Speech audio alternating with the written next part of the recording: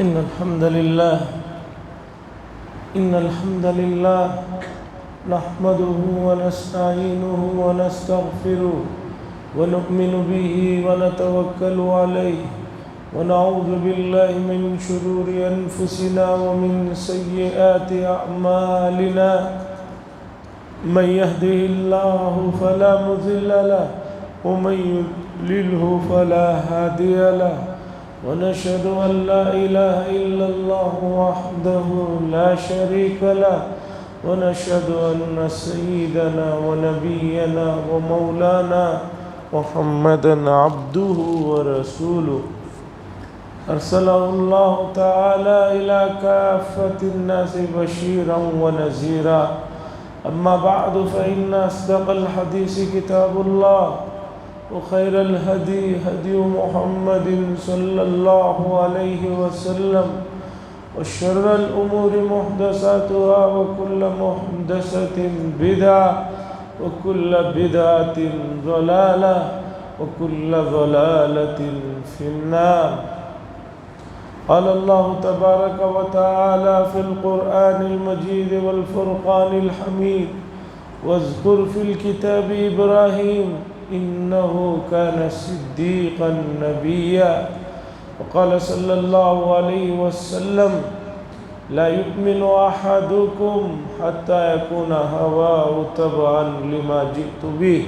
أو كما قال صلی اللہ علیہ وسلم. عزیزان محترم، ذوالقعدہ کی یہ وہ جمعہ ہے کہ اگر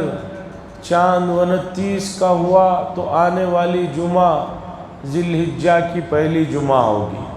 آج 23 تاریخ ہے اور چاند اگر 29 کا ہوا تو آنے والی جمعہ ذی الحجہ کی پہلی ہوگی. اور امکان یہ ہے کہ چاند اس مرتبہ 30 کا ہوگا تو اس کے بعد جو ہے جمعہ کی شام میں جو ہے چاند نظر آئے گا. قصہ مختصر، یہ مبارک ایام ہیں اور جو ایام بہت بابرکت ہوتے ہیں وہ بہت تیزی سے گزر جاتے ہیں. اس کا تجربہ بارہا ہوتا ہے.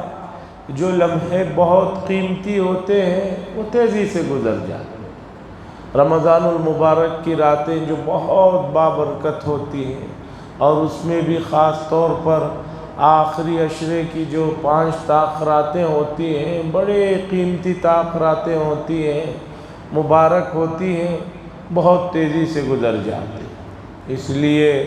ان گزرتے ہوئے لمحات میں اپنے اعمال میں نیکیوں اور اجر و ثواب کو زیادہ سے زیادہ جمع کرنے کی فکر کرنا ایک عقل مند آدمی کا کام ہے. اور جو ایسا نہ کرے وہ آدمی حقیقتاً عاجز ہے، مجبور ہے، بے بس ہے، کم عقل ہے، نادان ہے. عزیزان محترم، ان ایام کے شروعات سے حضرت ابراہیم علیہ السلام کا تذکرہ چل رہا ہے اور تذکرہ چلتا رہے گا، اس لیے کہ قرآن مجید میں جس نبی کی شان میں ایک پوری سورت موجود ہے، قرآن کے تقریباً پاروں میں جگہ جگہ نام آیا ہے. 62 مرتبہ تو سبھی کا اتفاق ہے کہ صراحتاً نام آیا ہے، اور بعض مفسرین نے ایک کم 70 مرتبہ صراحتاً نام کا تذکرہ کیا ہے، اور اشاروں میں، کنایوں میں اس کا الگ سے حساب ہے. تو اتنی مرتبہ جس نبی کا تذکرہ آیا ہو تو ضروری ہے کہ ان کے حالات، ان کی سیرت اور انہوں نے زندگی میں جو کام کیے ہیں جس سے انہیں یہ مقام و مرتبہ ملا ہے، ہر مومن کو جاننا ضروری ہے. ہم دیکھتے ہیں کہ کامیاب انسانوں کی کامیابیوں کے پیچھے چھپے ہوئے رازوں کو جاننے کے لیے لوگ بے چین رہتے ہیں. اسٹوڈنٹس کو دیکھ لیجئے کہ وہ جس اسکول میں پڑھ رہے ہوتے ہیں، اس اسکول میں سابقہ پڑھے ہوئے ذہین طلبہ جنہوں نے بہت اچھے نمبرات سے کامیابیاں حاصل کی تھی، ان سے ملتے ہیں، پوچھتے ہیں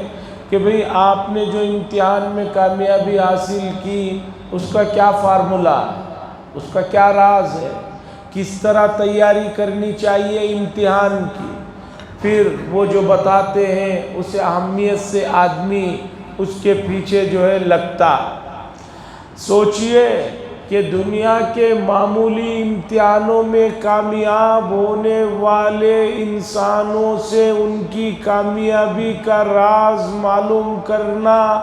اور پھر اس کے نقش قدم پر چلنے کو کامیابی سمجھنا، یہ ہر عقل مند آدمی کا کام ہے اور ایسا وہ کرتا ہے۔ تو جس شخصیت کے بارے میں حضرت حق جل مجدہ فرما رہے ہیں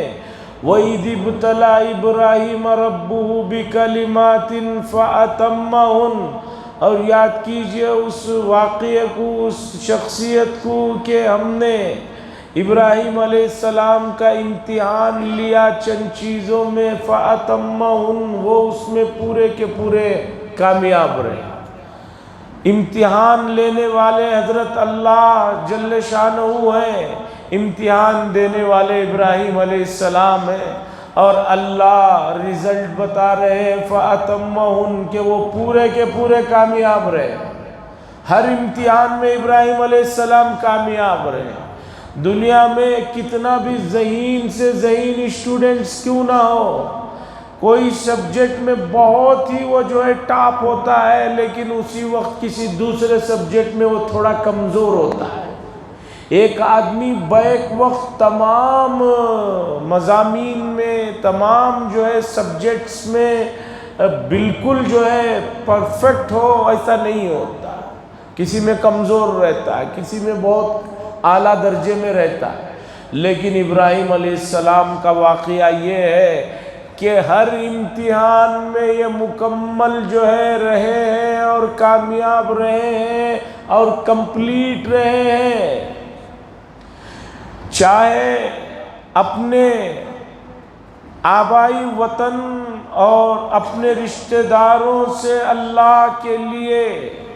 ناراضگی مول لینے کا سبجیکٹ ہو، یا اللہ کے خاطر آگ میں جلنے کا موضوع ہو، یا اللہ کے لیے اپنی اولاد کو بے آہ وہ گاہ جگہ میں چھوڑ کر جانے کا منظر ہو، یا اللہ کے حکم کے سامنے 14 سال کے بعد ایک بچہ جو ماں باپ کا سہارا بنتا ہے، اس بچے کو ذبح کرنے کا حکم دیا جاتا ہے، اور تاریخ میں اس سے پہلے اس طرح کا کوئی امتحان نہیں ہوا ہے۔ یہاں دنیا میں تو SSLC میں پڑھنے والے بچوں کو معلوم ہوتا ہے سال گزشتہ امتحان ایسا رہا، نیٹ میں پڑھنے والوں کو معلوم رہتا ہے کہ سال گزشتہ اس طرح کے سوالات آئے تھے، IPS والوں کو، ISS والوں کو معلوم رہتا ہے کہ بھئی اس طرح کے سوالات ہو سکتے ہیں، اس طرح کی تیاری کرنا ہے۔ لیکن حضرت ابراہیم علیہ السلام کا امتحان دیکھیے کہ فرزند کو ذبح کرنے کا حکم دیا جا رہا ہے،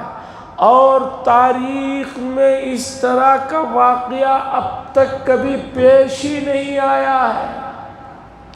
اور امتحان کا حکم بھی براہ راست حضرت جبریل علیہ السلام کے ذریعے سے نہیں بلکہ خواب میں دیا جا رہا ہے، اور خواب میں دینے میں اور زیادہ آزمائش کا پہلو ہے کہ آدمی کہہ سکتا ہے کہ بھئی میں نے خواب میں دیکھا ہے، اور خواب میں تو آدمی کچھ بھی دیکھ لیتا ہے، خواب میں آدمی کچھ بھی سوچ لیتا ہے۔ یہاں ویسا بھی نہیں ہے کہ خواب دیکھنے کے بعد ابراہیم علیہ السلام کہہ رہے ہوں کہ بھئی صراحت کے ساتھ حکم نہیں آیا ہے۔ ہر معاملے میں تو جبریل امین آ جاتے ہیں، اتنا بڑا معاملہ، کوئی اللہ کی طرف سے وہ پیغام نہیں لائے ہیں، تو ہو سکتا ہے کہ یہ میرا وہم ہے۔ آدمی تعویلات کر لیتا ہے، دل کو تسلی دے لیتا ہے، جیسے کہ ہم لوگوں کا حال ہے کہ ہم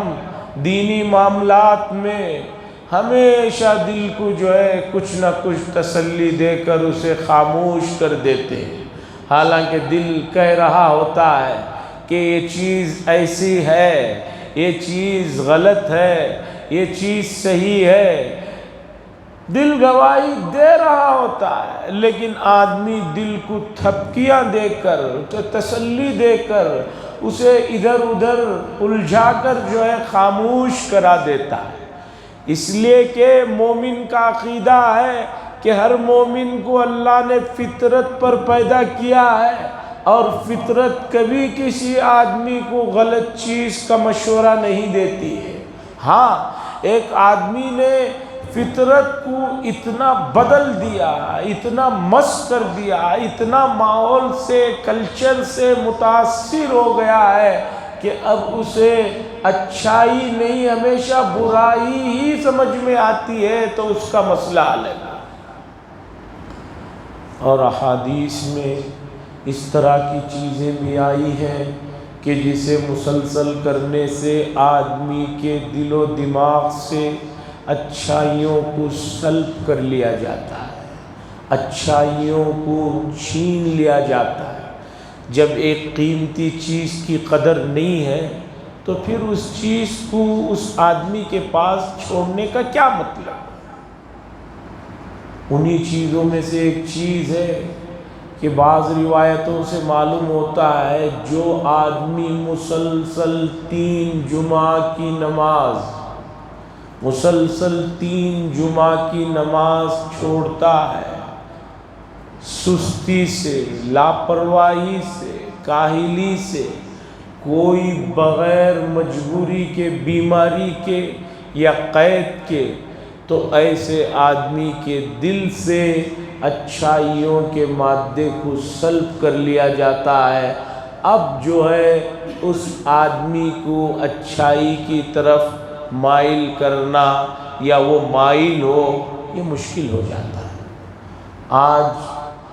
بہت سے لوگ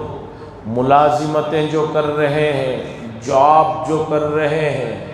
اور بہت سے اسٹوڈنٹس جو کالجوں میں پڑھ رہے ہیں، ان کی 3 کیا 10 جمعیں جا رہی ہیں، جن پر جمعہ فرض ہے، اور اسکول اور ملازمت یہ کوئی عذر میں نہیں شمار کیے جا سکتے، ان کی جمعہ جا رہی ہے۔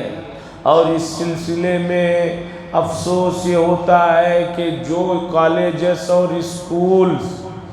برادران وطن کے ہیں، وہ اگر نئی چھٹی دے رہے ہیں تو کوئی بات نہیں، اس لیے کہ انہیں جمعہ کیا، ہفتہ کیا، نماز کیا انہیں معلوم نہیں۔ ہمارے اپنے لوگوں کی بھی ایسی بہت سی اسکولیں اور کالجیں ہیں جہاں پر جمعہ کے لیے مشکل سے 15 منٹ کا وقت کافی ہوتا ہے، اس کے لیے نہیں دیا جا رہا ہے جمعہ کی نماز کے لیے۔ تو اب آپ بتائیے کہ ایسے بچوں میں، ایسے نوجوانوں میں جو خیر کا مادہ اور خیر کی جڑ ہی جو ہے کٹ گئی ہو، مستقبل میں اس سے خیر کی کیا امید کی جا سکتی؟ عزیزان محترم، حضرت ابراہیم علیہ السلام کا امتحان ایسے طریقے سے حضرت حق جل مجدہ نے لیا ہے کہ ان امتحانوں کا تصور بھی عام انسانوں کے بس کی بات نہیں ہے۔ بیٹے کو قربان کرنے کا حکم ہے، ایک تو بیٹا ہوا ہی ہے، بڑی دعاؤں سے، بڑی فریاد سے، عمر کے آخری حصے میں بیٹا ہوتا ہے، ہونے کے فوراً بعد ایک ایسی جگہ جہاں پر کوئی انسان نہیں، کوئی پانی تک نہیں، کوئی سائے کے لیے درخت نہیں، رہنے کے لیے مکان نہیں، وہاں چھوڑنے کا حکم ہوتا ہے۔ پھر 14 سال کے بعد جب بچہ اس قابل ہو جاتا ہے کہ ماں باپ کا سہارا بنے، پھر حکم ہوتا ہے کہ اسے ہمارے راہ میں ذبح کیا جائے۔ ذرا سوچئے ان واقعات کو، یہاں ہم اپنی کسی معمولی سی چیز کی قربانی دینے کے لیے تیار نہیں ہیں، معمولی سے جذبات کی قربانی دینے کے لیے تیار نہیں ہے، جائز نہیں۔ جو چیز ناجائز ہے اسے چھوڑنے کے لیے کہا جائے تو لوگ کہتے ہیں کہ بھئی بہت یہ چیز میری دل سے لگ گئی ہے، حرام چیز ہے، آدمی کہتا ہے نہیں میں اس کا عادی ہو گیا ہوں، میں چھوڑ نہیں سکتا۔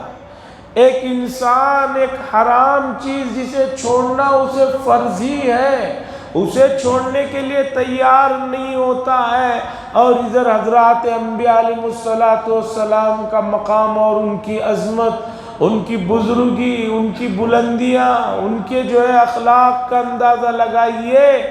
کہ اعلیٰ سے اعلیٰ جائز چیزوں میں بھی ان کا امتحان ہوتا ہے، اور وہ اس امتحان میں کبھی پس و پیش نہیں ہوتے، پیچھے نہیں ہٹتے۔ عزیزان گرامی، حضرت ابراہیم علیہ السلام نے امت کے لیے بہت قربانیاں دی ہیں، اور اس امت محمدیہ کے لیے آپ نے بڑی دعائیں کی ہیں۔ انہی دعاؤں میں سے جو اس امت کے لیے حضرت ابراہیم علیہ السلام نے کی، ایک دعا قرآن نے نقل کیا کہ کعبے کی تعمیر فرماتے ہوئے حضرت ابراہیم اور اسماعیل علیہ السلام اللہ کے دربار میں دعا کرتے ہیں، ربنا وبعث فیہم رسولا منہم، اے اللہ آپ ہماری اس امت میں، ہماری اس ایک ذریت میں، ہمارے اولاد میں ایک رسول کو مبعوث فرمائیے جس کا کام یتلو علیہم آیاتی، جس کا کام یہ ہو کہ وہ آپ کی آیتوں کو پڑھ پڑھ کر سنائے، اور جو ہے ان کا تزکیہ کرے، ان کی تربیت کرے، اور ان کو حکمت کی باتیں سنائے۔ رسول اللہ صلی اللہ علیہ وسلم نے ایک موقع پر ارشاد فرمایا، میں ابراہیم علیہ السلام کی دعاؤں کا نتیجہ ہوں۔ عزیزان گرامی، حضرت ابراہیم علیہ السلام کا نام روزانہ ہم لیتے رہتے ہیں، درود پاک میں آپ کا نام لیتے رہتے ہیں، اور جو قرآن پڑھنے والے ہیں انہیں معلوم ہے کہ روزانہ کتنی مرتبہ ان کا تذکرہ آتا ہے، نام لیتے رہتے ہیں۔ سوال یہ ہے کہ اس پیغمبر کا اتنا تذکرہ ہو رہا ہے، اتنی تعریف ہو رہی ہے، اتنی مدح سرائی ہو رہی ہے، تو ہم لوگوں کے لیے یہ بات سوچنے کی ہے، سمجھنے کی ہے، غور کرنے کی ہے کہ وہ بھی حضرت انسان تھے، حضرت آدم و حوا کی اولاد میں سے تھے، ہم بھی حضرت آدم اور حوا کی اولاد میں سے ہیں، اور قرآن مجید میں کوئی چیز صرف جو ہے تفریح کے لیے، ٹائم پاس کے لیے، صرف وقت گزاری کے لیے نہیں ذکر کی جاتی، چھوٹی سے چھوٹی بات بھی قرآن میں ذکر کی جاتی ہے تو اس میں سب سے بڑا مقصد یہ ہوتا ہے کہ یہ چیز جو ان میں پائی جا رہی تھی آپ کو بھی ایسا بننا ہے۔ اچھائیوں کا ذکر ہوگا تو قرآن یہ کہتا ہے کہ ابراہیم علیہ السلام کے اچھائیوں کا ذکر ہو رہا ہے تو اے لوگوں تم بھی ان کی جو ہے ذریت میں سے ہو، تم بھی ان کی دعاؤں کے نتیجے میں ہو، تمہیں بھی ان کی خوبیوں کو اپنانے کی جو ہے شدید ضرورت ہے۔ اور قرآن کسی برائی کا تذکرہ کرتا ہے، کسی برے آدمی کا ذکر کرتا ہے تو قرآن یہ چاہتا ہے کہ اس برائی کا جو ذکر ہو رہا ہے، اس برے آدمی کا جو ذکر ہو رہا ہے وہ اس لیے کیا جا رہا ہے کہ اس کی برائیوں سے تمہیں بچنا ہے، نہیں بچو گے تو تم بھی اسی کی طرح ہلاک و برباد ہو جاؤ گے۔ عربی میں مشہور قاعدہ ہے، تعرف الاشیاء بازدادها، کسی چیز کو اس کی ضد سے پہچانا جاتا ہے، کسی بھی چیز کو اس کی ضد سے پہچانا جاتا ہے۔ رات کو پہچاننا ہو تو دن کو دیکھ لیجئے، دن کے ذریعے سے آپ کو معلوم ہوتا ہے کہ رات کیا چیز ہے۔ دھوپ کے کیا فائدے ہیں؟ جب دھوپ نہیں ہوتی، جیسے کہ ابھی قریب میں مسلسل بارشوں کی وجہ سے دھوپ کا سلسلہ منقطع رہا، تو آپ کو پتہ چلا کہ دھوپ زندگی میں کتنی ضروری چیز ہے، روشنی کتنی ضروری چیز ہے۔ اسی طرح حضرات انبیاء علیہ السلام کے تذکرے کے ساتھ اس زمانے میں ان کے ساتھ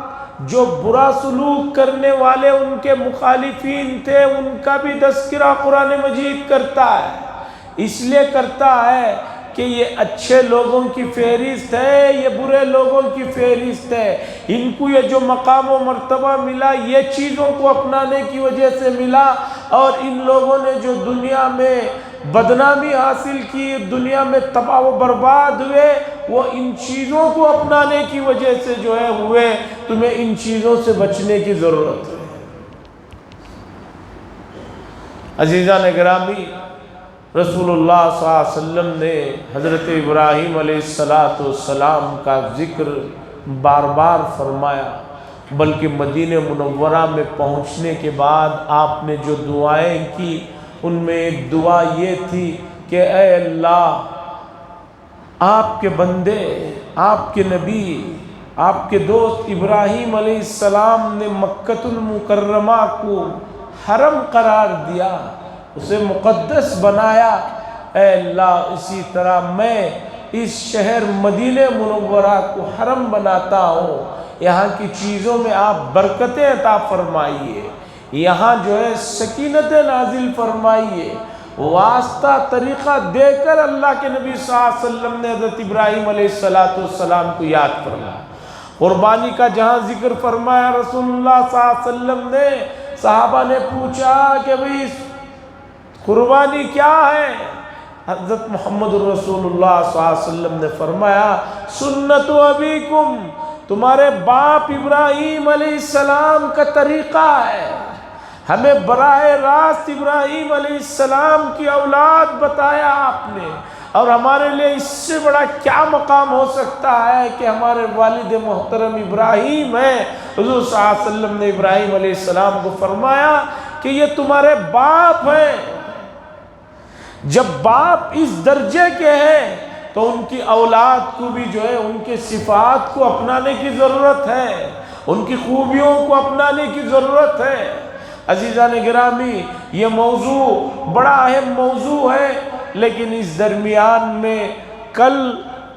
آل انڈیا مسلم پرسنل لا بورڈ والوں کی طرف سے ایک بڑے اہم مضمون کی طرف توجہ دلانے کے لیے پورے ملک میں کہا گیا، اور اس پر جو ہے مضامین جو ہے بھیجے گئے کہ اس چیز کو بھی جو ہے قوم کے سامنے لایا جائے۔ یہ اس وقت کا بہت ہی اہم اور سلگتا ہوا اور سنجیدہ موضوع ہے، اس کی طرف توجہ دلانے کے لیے میں تو چاہ رہا تھا کہ بالکل شروع سے ہی اس موضوع کو لے کر چلوں۔ مسئلہ یہ ہے کہ امت کا بڑا طبقہ بالکل آخر وقت میں آتا ہے، جس کی وجہ سے بات جو رہتی ہے وہ مکمل نہیں ہو پاتی یا سمجھ میں نہیں آتی۔ اس لیے میں اس موضوع کو سنانا چاہتا ہوں۔ وہ موضوع ہے جس کی طرف آل انڈیا مسلم پرسنل لا بورڈ اور تمام مسلم جماعتوں نے توجہ دلانے کے لیے کہا ہے جمعہ کے دن مساجد میں، وہ ہے کہ آج پورے ملک میں اور خاص طور پر امت مسلمہ میں اور امت مسلمہ کا جو سب سے اہم حصہ ہے جوانوں کا، نوجوان جو کسی بھی قوم کا اثاثہ ہوتے ہیں، بنیاد ہوتے ہیں، اور ان کی روح جو ہوتی ہے وہ اس بیماری میں دن بدن جو ہے گرفتار ہوتی جا رہی ہے، اور جو ہے آگے بڑھتی چلے جا رہی ہے۔ وہ کیا چیز ہے جس کی طرف توجہ دلائی گئی ہے؟ وہ ہے نشہ، کہ نشے کی لت جو ہے بہت تیزی کے ساتھ جو ہے بڑھتی چلے جا رہی ہے، اور نشہ کی بہت سے اقسام جو ہے دن بدن لوگوں کے اندر سرایت ہوتے چلے جا رہے ہیں۔ سب سے پہلے سنیے کہ اللہ تبارک و تعالیٰ کی جو نعمتیں ہیں، ان نعمتوں میں سب سے بڑی ایک نعمت ہے عقل کی۔ عقل جو ہے انسان کو دی گئی نعمتوں میں بہت بڑی نعمت ہے، اور جو چیز جتنی بڑی ہوتی ہے اس کی حفاظت اور ذمہ داری، اس کی دیکھ بھال اتنی زیادہ ضروری ہوتی ہے۔ عقل کی قیمت کتنی زیادہ ہے، آپ کسی بھی پاگل کو دیکھ لیں گے تو آپ کو پتہ چلے گا کہ اللہ نے آپ کو کیسی چیز مفت میں عطا فرمائی ہے۔ عقل کو جو چیزیں زائل کرتی ہیں، عقل کو جو چیزیں تباہ و برباد کرتی ہیں، ان میں سب سے پہلے نمبر پر نشے کی چیزیں ہیں۔ انسان کو یہ چیزیں جو ہے تباہ و برباد کر دیتی ہیں۔ رسول اللہ صلی اللہ علیہ وسلم نے فرمایا، نہ رسول اللہ صلی اللہ علیہ وسلم عن مسکرن، کہ رسول اللہ صلی اللہ علیہ وسلم نے ہر نشے اور چیز کو حرام قرار دیا، اور اس سے منع کر اور اس کے استعمال کو منع فرمایا، اور یہ بھی فرمایا کہ جو چیز زیادہ مقدار میں جا کر نشہ دیتی ہے اس کی کم مقدار بھی حرام ہے۔ کوئی آدمی یہ کہے کہ بھئی ایک چیز 100 ml استعمال کرنے سے نشہ ہوتا ہے، میں تو 100 ml استعمال نہیں کرتا ہوں، میں 10 15 20 25 ml استعمال کرتا ہوں، تو شریعت کی نظر میں وہ بھی جو ہے بالکل حرام ہے۔ نشے کی وجہ سے وہ تمام گناہ آدمی کر بیٹھتا ہے جو آدمی نشے کی علاوہ صورتوں میں جس کا تصور بھی نہیں کرتا۔ حدیث میں ایک واقعہ ذکر کیا گیا کہ ایک آدمی ایک عورت سے برائی کا ارادہ کر رہا تھا، تو اس عورت نے کہا کہ میں 3 کام کہتی ہوں وہ تم کر لو، تب جا کر میں تمہارا جو ارادہ ہے اسے پورا کروں گی۔ یا تو یہ شراب رکھا ہوا ہے اسے پی لو، یا ایک بچہ رکھا ہوا ہے اسے تم ختم کر دو۔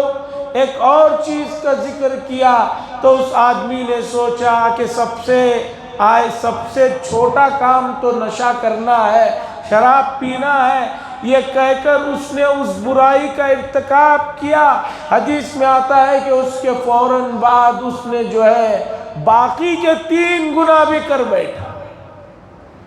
حدیث میں ہے ام الخبائث، شراب جو ہے تمام برائیوں کی جڑ ہے، اور ابن ماجہ کی ایک روایت میں ہے ام الفواحش، کہ شراب تمام بے حیائیوں کی جڑ ہے، تمام بے حیائیوں کا اڈا ہے شراب۔ اور شراب کے نقصانات میں مال کا اضاعت، آج چوریاں ڈکیتیاں جو بھی ہو رہی ہیں، نشے کے لت میں پڑے ہوئے لوگ اس کا ارتکاب کرتے ہیں۔ چھوٹے سے چھوٹے بچوں کے لیے جو جیلیں بنائی گئی ہیں، اس کا سروے بتاتا ہے کہ وہ بچوں نے جو چوریاں کی ہیں یا جو غلط کام کیا ہے، اس کے پیچھے اصل وجہ جو ہے یہ منشیات کا لت ہے، یہ منشیات کی جو ہے خباثت ہے کہ وہ ان کو لگ گئی، اس کی وجہ سے ان کے ذریعے سے دوسرے جرائم لوگ کرائے جاتے ہیں۔ پوری دنیا میں عجیب بات ہے کہ شراب کو بھیجنے کے تجارتی لائسنس بھی دیے جاتے ہیں، اور یہ بھی کہا جاتا ہے کہ بھی یہ چیز انسان کی صحت کے لیے نقصان دہ ہے۔ صرف حکومتیں اپنی شاخ خرچیوں کے لیے، اپنے عیش و آرام کے لیے ایک خطرناک چیز پر ٹیکس رکھ کر اسے فروخت کرنے کی اجازت دیتے ہیں، اور ٹیکس سے ان کا اپنا الو سیدھا ہوتا ہے، اور ادھر خاندان کے خاندان تباہ ہو جاتے ہیں۔ نشے کی ابتدا آدمی خود سے کرتا ہے، اور ایک حالت ایسی آتی ہے کہ نشے سے نکلنا چاہے تو نشے سے نکل نہیں سکتا۔ اگر آپ امت مسلمہ کی تاریخ پڑھیں گے، ان کی جائیدادیں کس طرح تباہ ہوئی، ان کی بڑی بڑی حویلیاں، ان کی بڑے بڑے پراپرٹیاں کس طرح تباہ ہوئے، ان تمام کے پیچھے سب سے بڑی چیز جو ہے یہ نشے کی لت آپ کو سمجھ میں آئے گی۔ مسلم پرسنل لا بورڈ کے نائب صدر مولانا خالد سیف اللہ صاحب رحمانی نے بڑی اہمیت اور شدت کے ساتھ اس مسئلے کو تمام جگہ ذکر کرنے کے لیے کہا ہے، اور جب ہم ان کے اس بیان کو دیکھتے ہیں، سوچتے ہیں، اس کے بعد اپنے اطراف میں میں دیکھتا ہوں جو علاقے ہم سے دور ہیں، جہاں پر ہماری نظر نہیں پہنچ پاتی ہے، ان علاقوں کو چھوڑیے، ہمارے اپنے قریب کے اطراف کے علاقوں کی حالت کو اگر آپ تھوڑا سا فرصت بنا کر جانچیں گے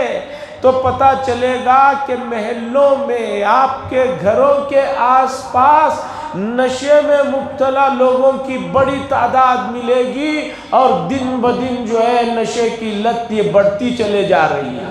بالکل وہ بچے جو ابھی مکمل جوان بھی نہیں ہوئے ہیں، نشے کی کسی نہ کسی چیز کے وہ عادی بن گئے ہیں، اور نشہ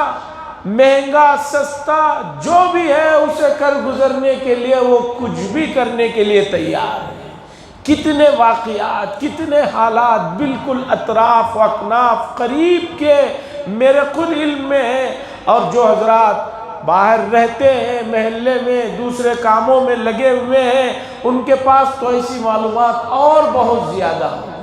جو چیزیں دوا کے طور پر ہوتی ہیں اس کی مقدار بڑھا کر اس سے نشہ کیا جانے لگا ہے۔ جو چیزیں کسی اور کام کی ہوتی ہیں، جب پیسہ نہیں ہے تو سستے نشے کے لیے آدمی ان چیزوں کی لت میں پڑ جاتا ہے۔ تو عزیزان گرامی، اب ذمہ داری ہے امت مسلمہ کی، ہر آدمی کی ذمہ داری ہے۔ الا کلکم راعٍ وکلکم مسئول عن رعیتہ، خبردار ہر آدمی اپنے ماتحت کے بارے میں قیامت کے دن اس سے سوال کیا جائے گا کہ بچوں کو ہم نے تمہارے پاس بطور امانت کے دیا تھا، تم نے ان کی تربیت میں، ان کی دیکھ بھال میں، ان کی تعلیم میں، ان کو اچھائیوں کے سلسلے میں کتنا کام کیا، اور اگر یہ برے بنتے ہیں تو پورا جرم ان کا نہیں ہے،